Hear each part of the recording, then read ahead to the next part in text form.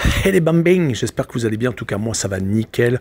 On se retrouve aujourd'hui pour une nouvelle vidéo sur 3 championnats différents, la Ligue 2, la Liga et la Serie A. 12 matchs à analyser ensemble qui se dérouleront en milieu de semaine.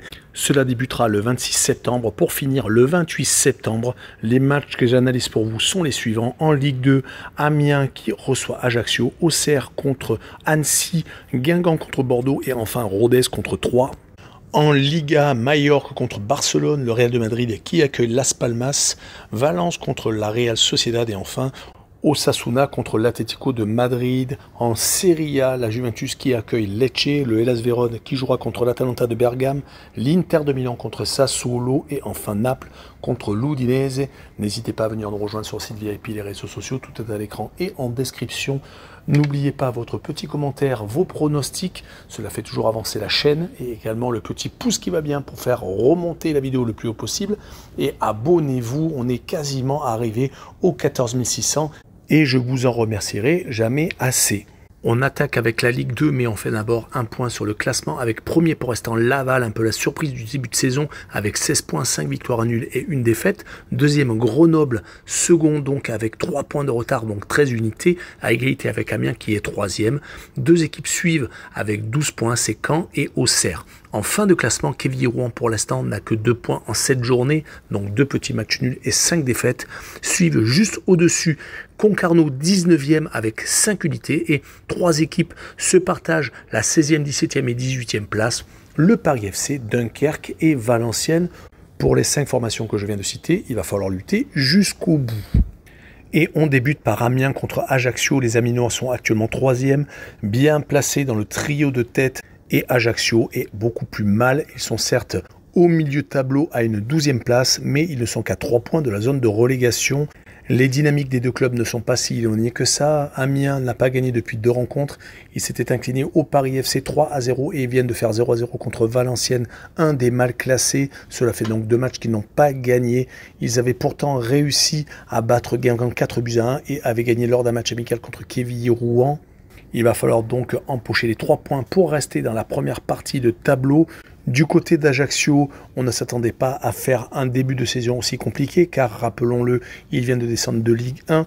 Ils viennent tout de même de s'imposer contre le Paris FC ce week-end. Cela faisait 4 rencontres qu'ils étaient à l'arrêt, 2 matchs nuls contre Bordeaux et Dunkerque à chaque fois à domicile et 2 grosses défaites à Caen et à Guingamp à chaque fois sur le score de 3-0. C'est pour cette raison que je verrai Amiens s'imposer 1-0 à la maison et je verrai le Dronobet et le Paris rembourser 6 matchs nuls avec une cote à 1,51.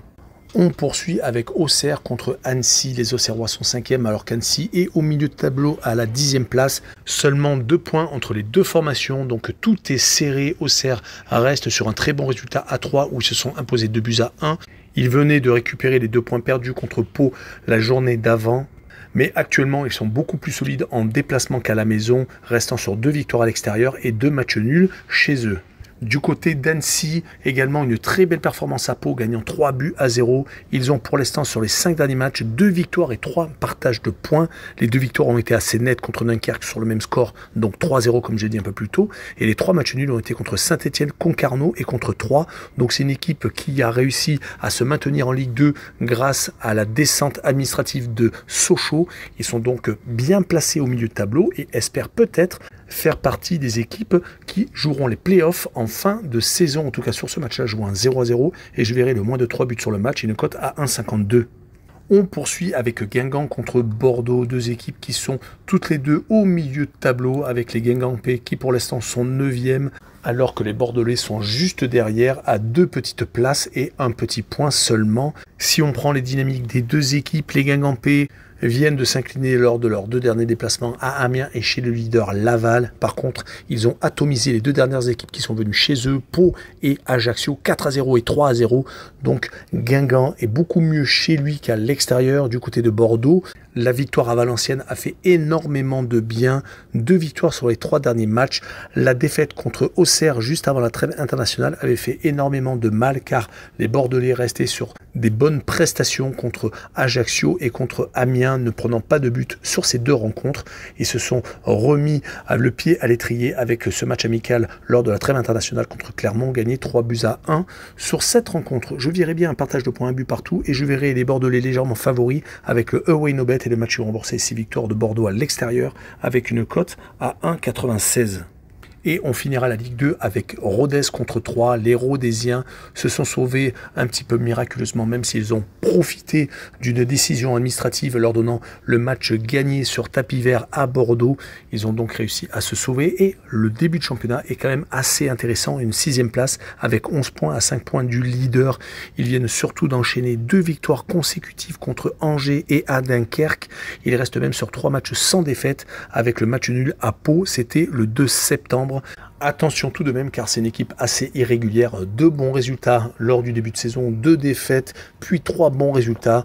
Ils vont jouer en plus contre Troyes qui a besoin de points, qui vient de rester sur les 5 derniers matchs, toutes compétitions confondues, sur 2 défaites à Bastia et contre Auxerre et 3 matchs nuls contre Annecy, Quevilly-Rouen et Grenoble. Ils ont vraiment du mal à prendre 3 points et je les vois donc se faire accrocher à Rodez et faire 2 buts partout. Et je verrai les 2 équipes qui marquent avec une cote à 1,77. Et on enchaîne avec la Liga et on fait un point sur le classement où le FC Barcelone et Gijón se partagent la tête avec 5 victoires et 1 match nul. 16 points, ils viennent de dépasser le Real de Madrid qui s'est incliné à l'Atlético de Madrid, mais on va y revenir, qui a donc 15 points. 4e l'Athletic Bilbao. Et 5e l'Atlético de Madrid avec déjà 6 longueurs de retard sur le FC Barcelone en fin de classement. 2 équipes avec 4 points, Séville et le Celta Vigo qui se partagent la dernière place avant la zone de relégation et le premier relégable. Le 19e est Grenade avec 3 petites unités et 20e et dernier Almeria, 2 matchs nuls et 4 défaites.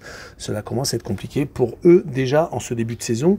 On va attaquer ce championnat avec Mallorca contre le FC Barcelone. Les Mallorcains sont pour l'instant assez mal en point, 16e déjà. Ils avaient eu tendance la saison dernière à se faire peur également. En tout cas, ce week-end, ils ont pris une grosse volée à Gijón, justement 5-3. Ils prennent beaucoup trop de buts. Ils en avaient pris également 3 à Grenade. Leur victoire contre le Celta Vigo le 16 septembre est désormais loin. Ils n'ont gagné qu'une fois donc sur les 5 derniers matchs, toutes compétitions confondues, d'où leur 16e place. Et ils vont jouer contre le FC Barcelone qui caracole en tête, qui s'était fait accrocher d'entrée de jeu par Retafe, mais qui depuis a enchaîné 5 victoires consécutives. Et ils viennent également de gagner leur premier match de Ligue des Champions 5-0 contre Anvers.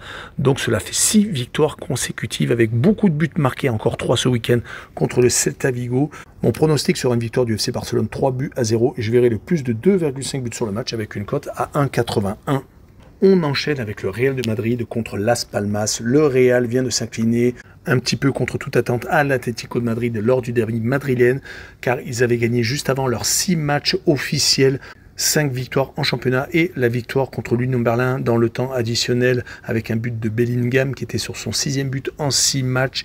Mais l'Atlético a su mettre les ingrédients pour les battre et gagner 3-1. Il se retrouve maintenant 3e. Il va falloir se rattraper contre Las Palmas qui est une équipe tout de même accrocheuse, même s'ils sont 15e au classement avec 5 petits points car les 5 derniers matchs, toutes compétitions confondues, se sont terminés par pas plus qu'un but. 1-0 défaite à Valence, 1-0 défaite à Gijón, 1-0 défaite au FC Séville et enfin une victoire contre Grenade, la toute première, toujours sur le score de 1-0. Donc c'est assez stéréotypé. Un seul match nul, c'était contre la Real Sociedad, 0-0. La seule rencontre où il y a eu 2 buts, c'était le 1 but partout contre Mallorca d'entrée de jeu. Donc sur cette rencontre, je vois le Real s'imposer 1-0 et je verrai le moins de 3,5 buts sur le match avec une cote à 1,72. Et on finira par Osasuna contre l'Atlético de Madrid. Osasuna est calé au milieu de tableau.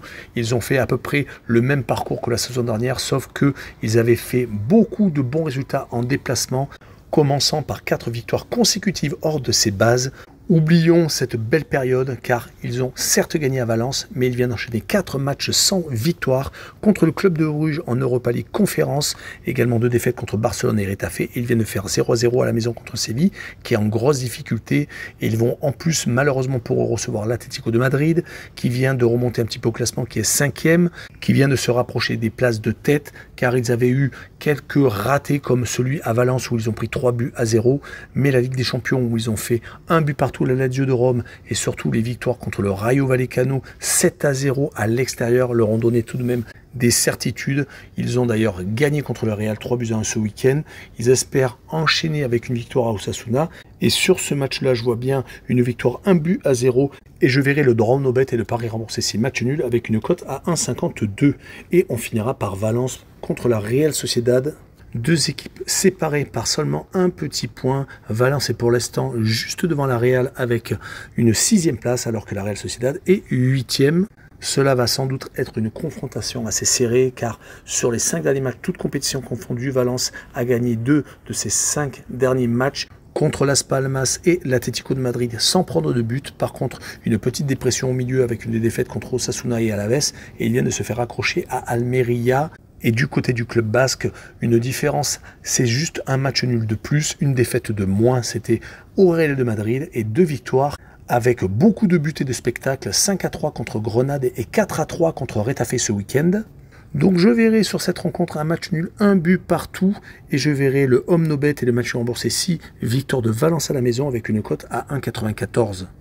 Et on finira avec la Serie A et on fait un petit point sur le classement où l'Inter caracole en tête avec 5 matchs, 5 victoires, 3 points d'avance sur son rival l'AC Milan qui est second avec une seule petite défaite. 3e Lecce, l'équipe surprise avec 11 unités. 4e la Juve avec 10 points, égalité avec la Fiorentina qui est 5e en fin de classement. 2 équipes à 3 points, la Salernitana et l'Udinese 17e et 18e. 19e Cagliari avec seulement 2 petites unités et dernier Empoli, 5 matchs, 5 défaites, 0 but marqué, 13 encaissés, c'est catastrophique. Et on attaque avec un duel entre le 4e et le 3e, la Juve contre Lecce. On ne s'attendait pas à voir l'ancien promu qui est remonté la saison dernière en Serie A. À pareille fête, ils ne perdent pas. Depuis le début de la saison, c'est 3 victoires toutes à domicile contre la Lazio, contre la Salernitana et contre le Genoa et 2 matchs nuls en déplacement à la Fiorentina et à Monza. Ils marquent à toutes les rencontres. Du côté de la Juve, ils sont en train de retrouver un peu leur lustre d'antan, même s'ils viennent de perdre 4-2 à Sassuolo, un peu la surprise générale. Ils avaient attaqué tambour battant avec 3 victoires et un petit match nul contre Bologne. Mais la victoire contre la Lazio de Rome avait été assez marquante, 3-1, sans coup férir. Et sur ce match-là, je vois bien la Juve quand même rester maître à la maison et gagner 2-1. Et je verrai pour assurer le coup le plus de 2 buts sur le match et une cote à 1,47. La rencontre après est le Hellas Vérone contre l'Atalanta de Bergame. Le Hellas Vérone est pour l'instant en milieu de tableau alors que l'Atalanta est juste au-dessus avec 2 points de plus. 6e place pour l'instant pour les Bergamasques qui viennent de s'imposer à la maison contre Cagliari après avoir battu en milieu de semaine en Ligue Europa Raco, une équipe polonaise. Ils avaient juste avant perdu contre la Fiorentina 3-2. Ils alternent le bon et le moins bon à l'extérieur. C'est assez compliqué, 2 défaites à Frosinone et donc à la Fiorentina.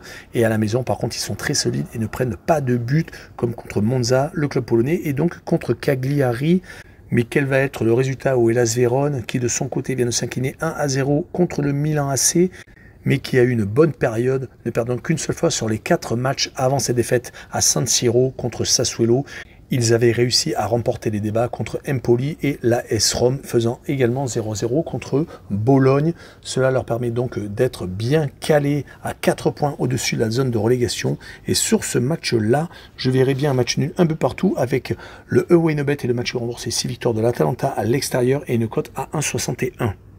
On passe à l'avant-dernière rencontre de cette vidéo, l'Inter de Milan contre Sassuolo. L'Inter caracole en tête de la Serie A, 5 matchs, 5 victoires, le même départ que le Napoli la saison dernière. Ils viennent de remporter certes une victoire de justesse, mais une victoire tout de même à Empoli, 1-0. Il s'était fait accrocher en Ligue des Champions en milieu de semaine à la Real Sociedad, mais depuis cette victoire contre l'AC Milan 5-1, on commence à se dire que ça va être très compliqué de les déloger. Ils ont donc déjà 3 points d'avance sur l'AC Milan et 5 sur la Juve. C'est surtout à la maison où ça devient compliqué de les jouer. Le 5-1 contre l'AC Milan et le 4-0 contre la Fiorentina juste avant la trêve internationale montrent qu'avec 9 buts marqués en 2 matchs, cela va être une attaque redoutable. Et Sassuolo, leur adversaire du soir, peut commencer à trembler, même s'ils viennent de battre la Juventus 4-2 à la maison. Ils s'étaient inclinés contre Frosinone et à Naples lors de leurs 2 premiers déplacements à l'extérieur. Ils sont donc remontés légèrement au classement, mais leur équilibre ne tient à rien du tout. Et sur cette rencontre, je vois une victoire 3-1 de l'Inter, avec l'Inter qui marque le plus de 2 buts sur le match, une cote à 1,51. Et on finira avec Naples contre l'Udinese. Le Napoli vient de changer d'entraîneur avec l'arrivée de l'entraîneur français Rudy Garcia, qui avait bien commencé avec une victoire à Frosinone et qui avait confirmé cela avec un 2-0 contre la Sassuolo à la maison. Mais malheureusement, ce revers contre la Lazio a stoppé leur élan, car depuis, sur les 5 derniers matchs, toutes compétitions confondues, c'est 2 matchs nuls contre le Genoa et Bologne à l'extérieur. Seulement une victoire en Ligue des Champions au Sporting Braga 2-1 qui les place idéalement dans ce groupe de Ligue des Champions. Ils vont jouer contre l'Udinese qui est très mal actuellement, qui vient de perdre encore à la maison contre la Fiorentina après s'être incliné contre la Juventus de Turin 3-0 lors de la journée initiale. Leurs 3 matchs nuls les a un peu fait stagner contre la Salernitana, contre Frosinone et contre Cagliari. Ils sont actuellement 18e avec seulement 3 petits points. Sur cette rencontre, mon pronostic est une victoire de Naples 2-0. Avec les 2 équipes qui ne marquent pas et une cote à 1,83. Voilà, on en a fini avec cette vidéo. N'hésitez pas à venir nous rejoindre. Ciao les bambins!